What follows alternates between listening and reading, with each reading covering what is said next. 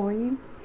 Hoje nós vamos falar sobre o transporte e absorção de água e eletrólitos no trato gastrointestinal. Então nós vamos ver como é que vai acontecer esse processo de absorção de água e de eletrólitos ao longo do intestino. Predominantemente nós vamos falar do intestino delgado, e na aula de intestino grosso eu dou um foco melhor como é que ocorre a absorção de água lá. Bom, para começar, vamos ver um pouquinho como é que acontece esse processo de ingestão de água, secreção de água, quanto é que nós temos de fato desse volume aí. Então, quando a gente começa a comer, a gente começa a fazer a ingestão alimentar. Nessa nossa ingestão, a gente vai ingerir em torno aí de 2 litros de água. Não necessariamente 2 litros de água livre, certo? Isso pode ser água dentro do próprio alimento. Pode ser da fruta, das verduras, daquilo que você consumiu. No total, a gente faz uma ingestão aí de 2 litros naquela refeição.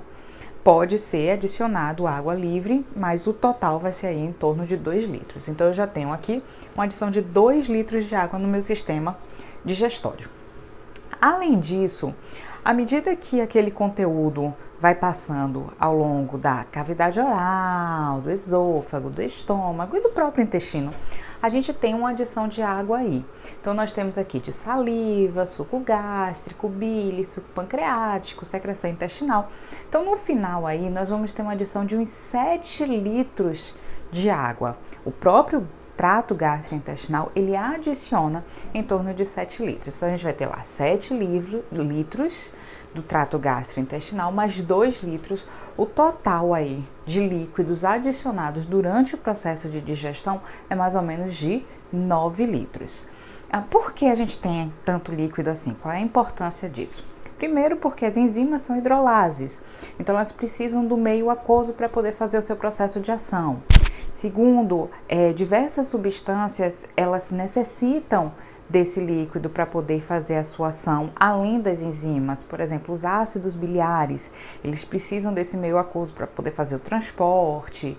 Enfim, a solubilização dos nutrientes precisa ser no meio aquoso. E até o processo de transporte desse bolo alimentar, do quimo, ele precisa para dar fluidez a esse conteúdo alimentar, né, ao longo do trato gastrointestinal.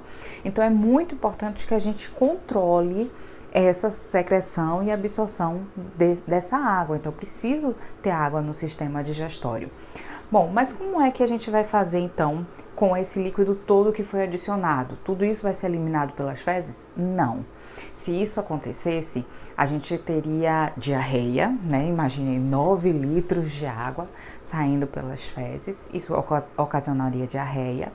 E além disso, isso poderia causar uma desidratação, a gente poderia ficar desidratado. Então, grande parte dessa água vai ser absorvida.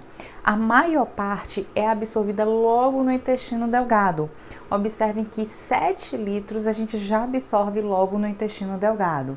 E isso fica então 2 litros para o intestino grosso. Vai chegar 2 litros lá no intestino grosso, sendo que o intestino grosso vai absorver 1.800, 1.900 ml, e aí a gente elimina pelas fezes mais ou menos de 100 a 200 ml. Então, a maior parte desse líquido é absorvido no intestino delgado e uma pequena parte fica para o intestino grosso. Quando é que então a gente vai ter diarreia? Quando a gente exceder a capacidade hídrica desses dois, porque apesar desse aqui absorver 7 litros, desse absorver mais ou menos os 2 litros, eles têm uma capacidade maior do que eles estão fazendo. Então, quando excede a capacidade hídrica deles, nesses casos, aí sim se tem diarreia, e aí existem várias situações que pode, de fato, gerar esse desequilíbrio. Mas vamos para a parte normal, para a fisiologia. O que faz com que a gente tenha a absorção aqui de água no intestino delgado, que é o nosso foco da aula de hoje, porque a gente não vai falar sobre o intestino grosso, né? Então, no intestino delgado. No intestino delgado, nos períodos pós-prandiais, a principal forma de absorção de água é acoplado aos nutrientes. Então, toda vez que eu vou absorver glicose, aminoácidos acoplado ao sódio, muitas vezes, isso vai gerar um gradiente para absorção de água. Então, observem aqui, a gente tem, mais uma vez, a membrana basolateral, aqui está a nossa membrana basolateral, aqui é a nossa membrana apical. Então, isso significa que aqui é o lúmen. Tem uma bomba de sódio e potássio, que criou um gradiente para o sódio, então o sódio vai entrar. Veja que quando o sódio entra, traz glicose, sódio entra, traz aminoácido. Isso não é nada estranho para a gente, uma vez que nós já tínhamos visto que esses nutrientes são absorvidos em sua maioria acoplado ao sódio. Então isso não é novidade. A novidade para a gente é que quando esses nutrientes eles são absorvidos, isso também vai gerar absorção de água. Então percebam, quando eu absorver glicose, essa glicose vai criar um gradiente para a água ser absorvida. Quando eu absorver aminoácidos, esse aminoácido vai criar um gradiente para que a água seja absorvida aqui pelas junções oclusivas. Então, durante o período pós-prandial, ou seja, após o meu processo de digestão, alimentação, a água é predominantemente absorvida acoplado à absorção dos nutrientes. Isso vocês já devem ter visto antes nos rins. Os rins fazem esse tipo de absorção de água lá no túbulo contorcido proximal. Absorvo glicose, absorvo aminoácido, absorvo água. E nos períodos interdigestivos, onde eu não tenho nutrientes, como é que eu vou absorver? Eu vou absorver acoplado à absorção de sódio e de cloreto. Então, absorvo sódio, absorvo cloreto, e isso me gera uma absorção de água. Aqui, a gente sempre está falando de absorção de água pelas junções oclusivas. Então, elas estão vindo aqui, a gente não está usando transportador, nós não estamos usando a aquaporina, certo? Está vindo aqui por essas junções oclusivas. Bom, isso é no intestino delgado que a gente faz dessa maneira predominantemente. Só que nem só de absorção de água vive o intestino. O intestino também tem secreção de água. À medida que eu vou absorvendo, eu posso ter em algum momento a necessidade também de fazer a secreção. Que situações são essas que eu posso fazer a secreção? À medida que eu estou fazendo o transporte daquele conteúdo intestinal, daquele alimento, e ele fica de repente muito seco, fica difícil de fazer o transporte, eu posso precisar aumentar essa secreção. Então, existem estímulos que fazem com que eu faça a secreção e algumas coisas que fazem com que eu absorva. Então, à medida que eu estou secretando água, eu também posso estar absorvendo. Só que isso acontece muito em regiões diferentes do intestino. Então, normalmente lá na parte de epitélio de revestimento, onde predominantemente eu tenho enterócitos que possuem uma borda em escova, essa borda em escova ela é muito mais absortiva. Então, nessas regiões, normalmente a gente tende a fazer o processo de absorção aí de água e não secreção. Mas, quando a gente vai para essa região aqui das criptas, e as criptas aqui a gente pode interpretar como as criptas tanto do intestino delgado quanto do intestino grosso, essa região de cripta, ela não é característica de fazer absorção de nada, nem de nutrientes, nem de água. Então, nessa região a gente tem é muito comum de fazer secreção de enzimas, secreção de diversas coisas e, inclusive, aqui no caso do intestino, a gente vai ter a secreção de água. Então, essa secreção de água pode acontecer e ocorre muitas vezes por estímulo. Então, existem substâncias que podem estimular, por exemplo, a acetilcolina, se for pela ativação do sistema nervoso entérico. Então, isso pode acontecer em reflexos curtos, reflexos longos, associado com vago, reflexo vago-vagal. Isso pode levar aqui à liberação de acetilcolina. Da mesma forma, o sistema nervoso entérico pode liberar o VIP, peptídeo vasativo intestinal, principalmente por distensão da parede, pela presença do alimento ali, daquele conteúdo ali. São estímulos que ativam o sistema nervoso entérico e aí, uma vez ativado esse sistema nervoso entérico, ele pode liberar acetilcolina e VIP. E aí, a gente vai fazer o quê? Uma vez que ative essa liberação, Essas substâncias que eu já citei aqui, né, acetilcolina e VIP, mas a gente tem outras que podem ser liberadas via parácrina, autócrina, como prostaglandina e serotonina. O que vai acontecer? Elas aumentam AMP cíclico intracelular e quando fazem esse aumento do AMP cíclico, abrem esses canais chamados de CFTR, que são aqueles transportadores de cloreto que estão relacionados à fibrose cística. Então também já deve ser um velho conhecido de vocês. A gente fala muito desses transportadores aqui. E nós sabemos que é um clássico transportador de cloreto. Então o CFTR, ele uma vez aberto, ele permite que cloreto passe através dele. Um dos fatores que pode abrir esse canal é o AMP cíclico. Então essas substâncias aqui, elas estimulam a abertura e permitem que esse cloreto saia. De onde veio o cloreto? Veio desse também velho conhecido da gente que transporta um sódio, 2 cloretos e um potássio, que a gente também tem lá no rim, certo?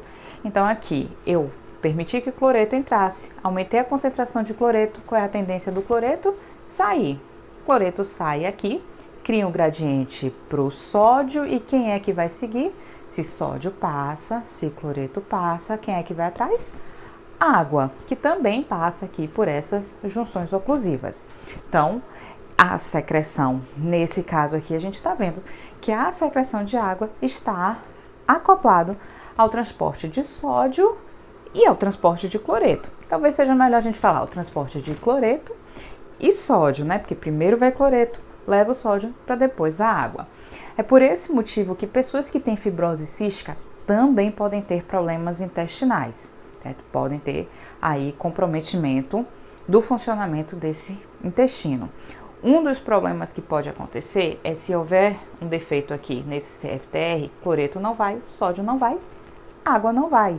Então pode ter aí obstruções intestinais, né? Dificuldade para fazer o movimento desse conteúdo, porque ele pode ficar muito ressecado, uma vez que a gente não tenha essa secreção de água, né? Então isso pode acontecer, pode dificultar aí o trânsito intestinal. Então esqueça essa ideia de que fibrose cística é um problema somente pulmonar, né? A gente tem comprometimento pulmonar, mas a gente também pode encontrar pacientes que têm comprometimento pancreático e aqui comprometimento intestinal.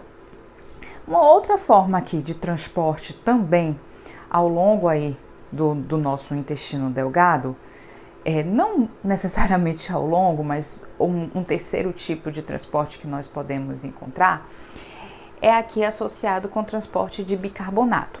Neste caso é mais específico do duodeno. A gente encontra muito esse tipo de transporte no duodeno. Por que isso vai acontecer logo no duodeno? Porque lá no duodeno, o duodeno recebe o quimo que acabou de chegar do estômago. Como ele recebe esse quimo que está vindo do estômago, esse quimo ele é ácido e o duodeno precisa se proteger contra essa acidez. Então ele tem formas de se proteger. Ele pode se proteger com a chegada do suco pancreático, que tem bicarbonato. Ele se protege também com a bile, que tem um pouquinho de bicarbonato. Ele se protege até com as glândulas encontradas no próprio duodeno ali, que tem bicarbonato. Só que ele ainda quer se proteger mais. Ele quer mais proteção ainda. Então, como é que ele vai fazer essa proteção? Ele vai fazer essa proteção também secretando bicarbonato. Aqui a gente observa que nós temos bicarbonato aqui sendo transportado. Vejam que neste caso ele é um contratransporte com cloreto. Então, o cloreto entra, bicarbonato sai. De onde veio esse cloreto? Esse cloreto veio daqui, ó. Então, isso aqui é um reciclado. CFTR permite a saída de cloreto.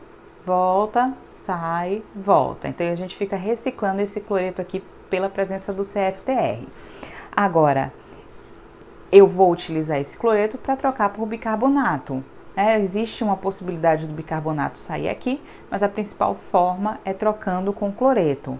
E aí, uma vez que esse bicarbonato saia, que veio daquela reação mediada pela anidrase carbônica, esse bicarbonato vai ajudar aí a neutralizar esse quimo. Então, é um dos fatores que ajuda a neutralizar.